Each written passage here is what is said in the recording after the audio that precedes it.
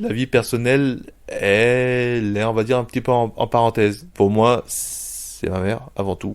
C'est son bien-être et au fur et à mesure que les choses se dépatouilleront, après, je pense que je pourrais revenir sur des choses plus communes me concernant. Ce qui me manque le plus, on va dire, c'est surtout mon énergie créative constante que je dois taire la plupart du temps parce que j'ai du mal à m'y remettre vraiment. Je mets tout mon enthousiasme sur ce que je fais pour ma mère et voilà.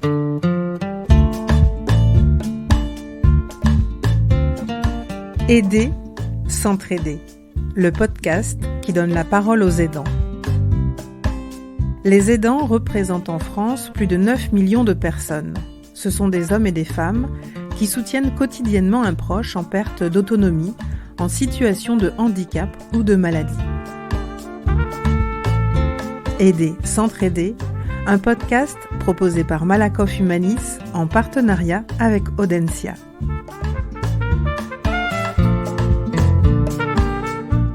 Anthony a 41 ans. Il est illustrateur et animateur d'ateliers dessin dans la région nantaise. Depuis 2017, il héberge dans son studio de 25 mètres carrés et soutient au quotidien sa mère en perte d'autonomie. Ma mère a eu un AVC fin 2015 et heureusement pour nous, elle était avec nous en France parce que juste avant, elle venait du Bénin. En fait, elle venait se reposer un petit peu ici, voir ses petits-enfants. J'ai accepté de la garder avec moi. Au départ, ça devait être temporaire. Ça devait être quelques mois, le temps qu'on trouve une solution dans le sud du côté chez mon frère. Et au fur et à mesure, on a compris qu'il y avait beaucoup plus de complications, on va dire administratives, pour ce qui serait d'un placement en EHPAD ou autre. Ça fait depuis du coup mai 2017 que je garde ma mère. Et donc voilà, là on était avant dans un appartement un peu plus grand. Mon appartement, c'est un petit studio qui fait une vingtaine de 25 mètres carrés, on va dire, en tout et pour tout. Avec une terrasse couverte dont je ne profite pas encore pleinement parce que c'est un petit peu désorganisé. Ça fait quelques années que c'est comme ça. Là, comme vous pouvez le voir, j'ai du mal à bien repositionner tout par rapport à la position de la télé, la position des portes et tout ça. Donc là, pour l'instant, c'est la meilleure configuration possible pour laisser la place au lit médicalisé de ma mère. Là-dessus, après, peut-être que de mon côté, j'arriverai à faire un montage de la limite mezzanine. Pour arrêter de dormir sur le BZ parce que ça peut être infernal des fois. Je me retrouve des fois avec on va dire des traces du BZ sur la jambe, donc c'est pas super. Des fois le matin c'est assez infernal, je me retrouve avec des torticolis, enfin j'ai réussi à m'y faire. Mais je pense que ça pourrait être mieux, c'est vrai, mais c'est une question d'organisation.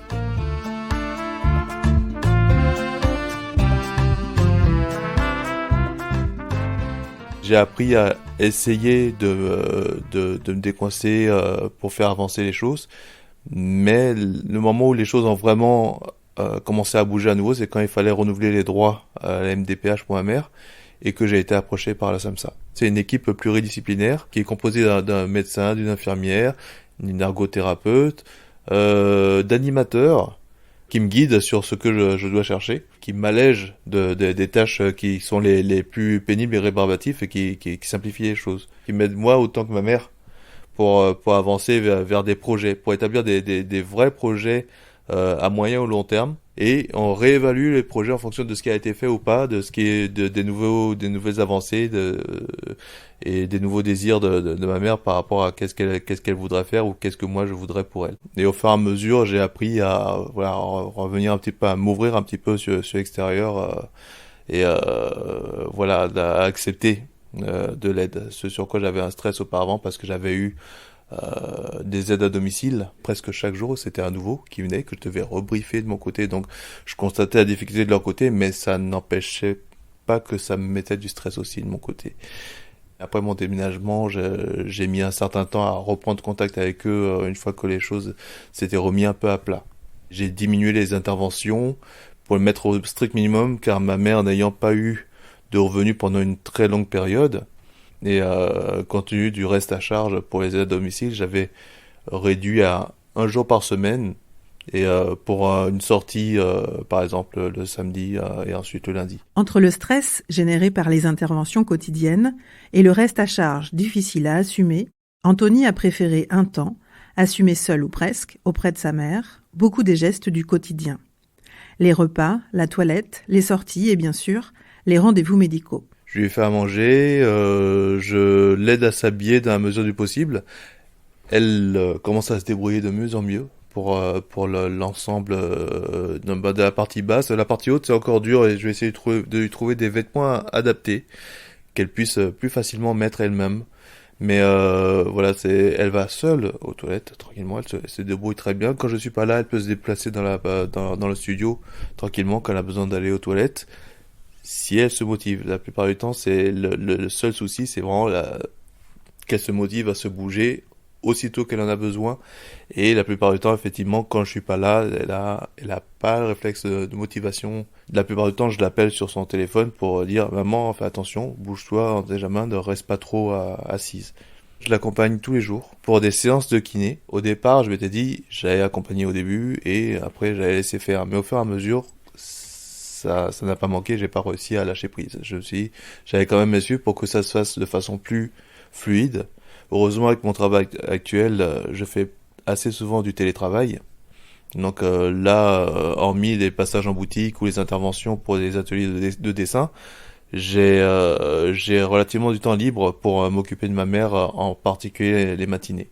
Donc là-dessus, ça permet de s'organiser pour les rendez-vous parce que je me dois d'être, enfin de mon point de vue, de tous les rendez-vous dans la mesure du possible pour éviter qu'il y ait des confusions parce qu'effectivement il a une grande confusion spatio-temporelle et du coup un grand problème aussi de concentration là-dessus.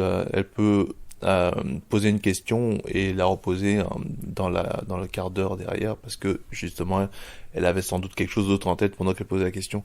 Mais en dehors de la mémoire, l'autre difficulté c'est les difficultés du déglutition et donc je reste toujours en alerte, on va dire, de ce côté-là, jour et nuit. C'est une alerte permanente qui fait que, du coup, je me couche beaucoup plus tard. Je reste collé à mon PC le plus tard possible pour voir si ça va bien, et après, des fois, malheureusement, je reste collé plus que de raison au PC, et ça change la nature de mes fuseaux horaires, en général. Donc, là, le matin, heureusement, j'ai pas énormément de choses côté travail, à part en télétravail. Donc, ça fait partie des aléas.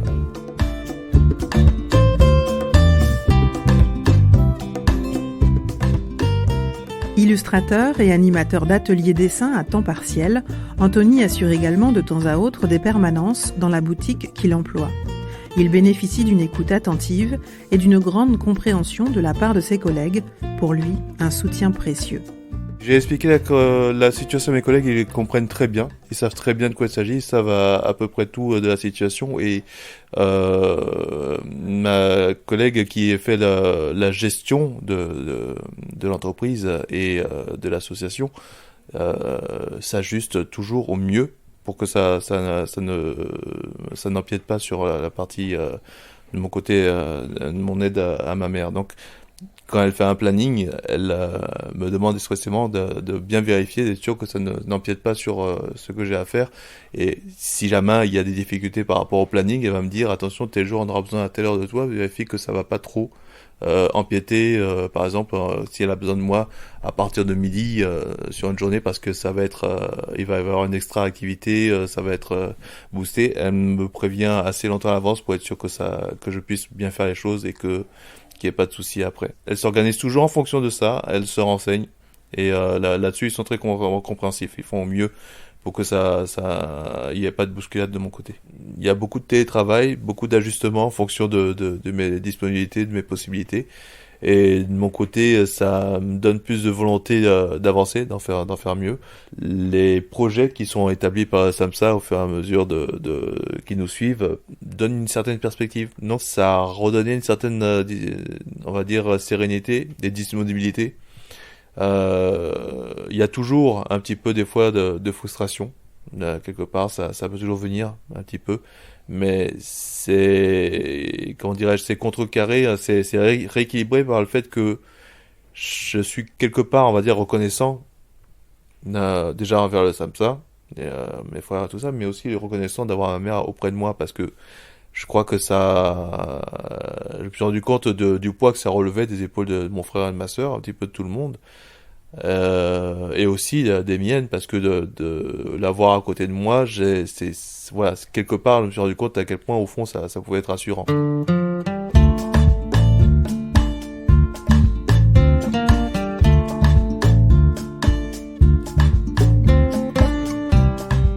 Sabrina Bouassoun est docteure en psychologie, neuropsychologue et responsable du pôle adulte du réseau Mémoire Aloïs, un centre d'expertise neurocognitive qui permet une prise en charge adaptée pour les patients et les aidants. Certaines situations d'aidance peuvent mener à l'épuisement, conséquence d'un stress répété et prolongé. Sabrina Bouassoun décrit les symptômes qui doivent alerter. C'est la présence de symptômes qui peuvent être d'ordre physique, comme des douleurs, de la fatigue. Ça peut être également des infections répétées qui montrent que la santé physique est fragilisée. Ça peut aussi se manifester par des troubles du sommeil. Alors les troubles du sommeil, c'est pas forcément des difficultés d'endormissement, ça peut être également le fait de se réveiller la nuit, d'avoir du mal à se rendormir ou de se réveiller très tôt le matin alors que ce n'était pas dans nos habitudes. Il peut y avoir également des troubles de l'appétit qui peuvent être donc soit une perte d'appétit ou au contraire une augmentation assez significative de l'appétit. Il peut y avoir de l'irritabilité, de la tristesse, mais aussi un sentiment de culpabilité sur la situation actuelle, des difficultés à gérer ses émotions. Et puis la présence de pensées négatives assez régulières sur un sentiment qui peut être de l'ordre de l'impuissance, se sentir dans l'incapacité d'aider correctement la personne qu'on accompagne. Et ça peut également se manifester par une sorte de cynisme, d'être pessimiste sur la situation et sur le devenir de la situation. Et tout ça, ça peut également induire des modifications de nos habitudes, de nos comportements, avec un isolement social, une baisse de notre vie sociale. On va moins voir ses amis, ses collègues. On va éviter certaines situations de peur de ne pas réussir à gérer ses émotions. Les conséquences qui peuvent être liées à la situation d'épuisement dans le cadre justement de l'aidance, elles peuvent être premièrement d'un point de vue relationnel, notamment en lien avec la présence des troubles comportementaux qui peuvent être là d'une part pour la personne qui est aidée, mais aussi des symptômes psychologiques qui peuvent être présents pour la personne qui accompagne, à savoir l'irritabilité, qui peut justement rendre difficiles les échanges dans la vie quotidienne notamment. Cette relation d'aidance, souvent, elle concerne un aidant familial ou en tout cas un proche. Et donc, cette relation, il faut essayer de la préserver. Par exemple, l'aidant peut bénéficier d'un suivi psychologique qui pourra l'aider à gérer au mieux cette nouvelle relation. Ce qu'on constate effectivement, c'est que le plus souvent, le temps qui va être investi pour accompagner la personne aidée ne va pas permettre à l'aidant de pouvoir prendre soin de sa santé de façon adaptée. Et donc, ce qui va être important et les points de vigilance à avoir, effectivement, c'est que la personne qui accompagne un proche doit pouvoir avoir des moments au cours desquels il peut aller faire ses différents rendez-vous médicaux pour ne pas impacter son suivi médical, donc à la fois auprès de son médecin traitant, mais également auprès des médecins spécialistes qui le suivent. Rompre son isolement en partageant sa situation d'aidant avec d'autres personnes concernées de la même façon peut représenter un facteur réducteur du stress auquel sont soumis les aidants. Une des caractéristiques donc de l'aidant, c'est de ne pas être un accompagnateur professionnel et d'accompagner son proche aidant dans la vie quotidienne. Et effectivement, il peut y avoir un sentiment d'isolement qui s'installe. Il peut y avoir beaucoup de choses à gérer sur le plan administratif, sur le plan de la vie quotidienne, sur le plan de l'organisation. Et c'est important pour l'aidant de reconnaître son statut et que ce statut soit reconnu également par les différentes institutions auxquelles il peut demander de l'aide, le conseil départemental, les CLIC, les CCAS, la CAF, pour essayer de rompre ou en tout cas d'éviter ce sentiment d'isolement, participer à ce qu'on appelle des cafés aidants, au cours desquels, en fait, ça va être l'occasion pour l'aidant d'échanger sur son vécu et puis de pouvoir également entendre le vécu d'autres personnes qui sont dans sa situation. Puisque en France, on estime que un Français sur 5 est dans une situation d'aidance.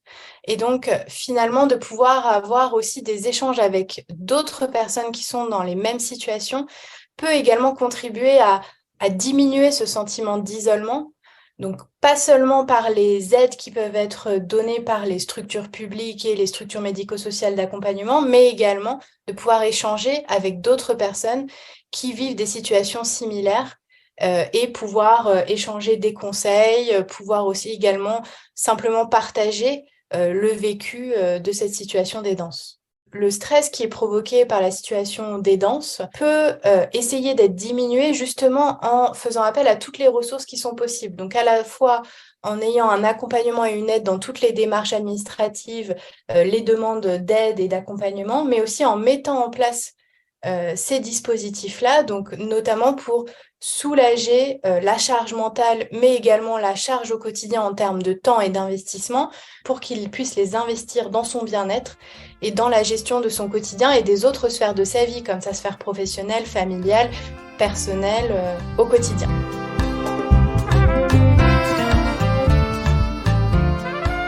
Aider, s'entraider, un podcast proposé par Malakoff Humanis en partenariat avec Audencia. Retrouvez d'autres épisodes sur les plateformes de podcast.